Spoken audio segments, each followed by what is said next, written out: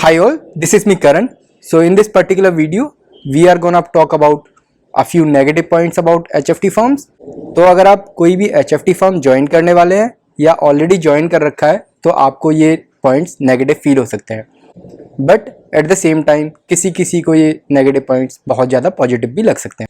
For example, I always feel like कि अगर आप इस तरह के इन्वायरमेंट में काम कर रहे हो तो आपकी जो ग्रोथ है वो बहुत ही फास्ट तरीके से हो सकती है. तो सबसे पहला जो पॉइंट है वो है एक्सट्रीमली स्मॉल टीम साइज.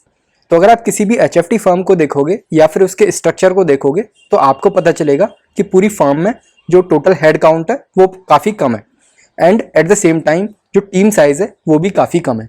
यानी कि किसी भी HFT फर्म में किसी भी टीम का जो साइज है वो मैक्सिमम 6 से 7 या 8 लोग रहते हैं एक टीम में. नाउ यू विल से कि ये किस तरह से नेगेटिव पॉइंट हो सकता है.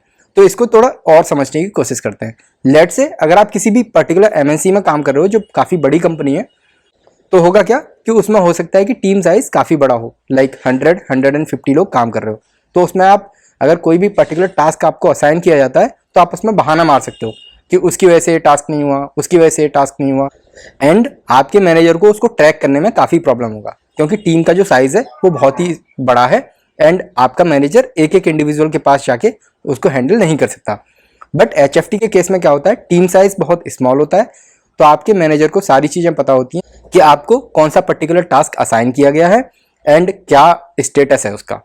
तो इस तरह से HFT फर्म में अगर आप काम कर रहे हो तो आप बहाना नहीं मार सकते कि इसकी वजह से ये नहीं हुआ, उसकी वजह से ये नहीं हुआ. ये बहुत सारे लोगों के लिए एक नेगेटिव पॉइंट हो सकता है, बट मेरे को ऐसा लगता है कि ये एक बहुत बड़ा पॉजिटिव है बिकॉज इसके थ्रू आप सीखते हो कि किस तरह से किसी भी पर्टिकुलर टास्क की ओनरशिप लेते हैं.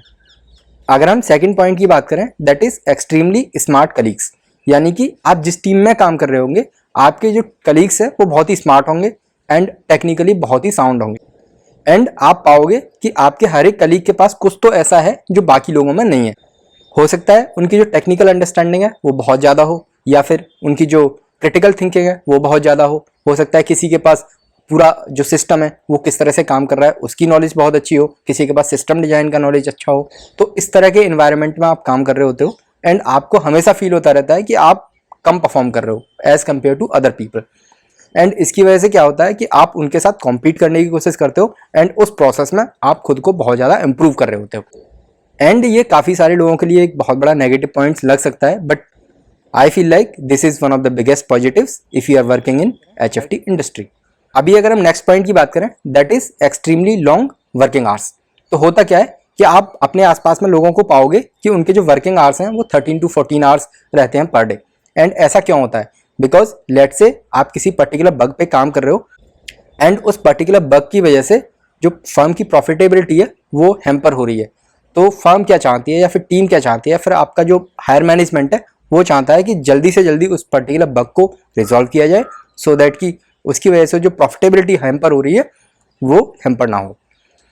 तो अगर आप HFT फर्म में एंटर करने के बारे में सोच रहे हैं तो कीप इन माइंड कि आपके जो वर्किंग आवर्स हैं हो सकता है वो काफ़ी लंबे हों, यानी कि 13 से 14 घंटे हो सकता है कि आपको काम करना पड़ रहा हो एंड जो इन्वायरमेंट होगा वो बहुत ही कॉम्पिटिटिव होगा.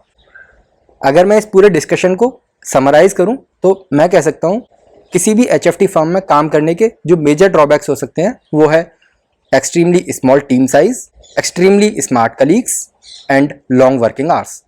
मैं उम्मीद करता हूं कि आपको ये मेरा वीडियो इन्फॉर्मेटिव लगा होगा. Thanks for watching the video. Thank you.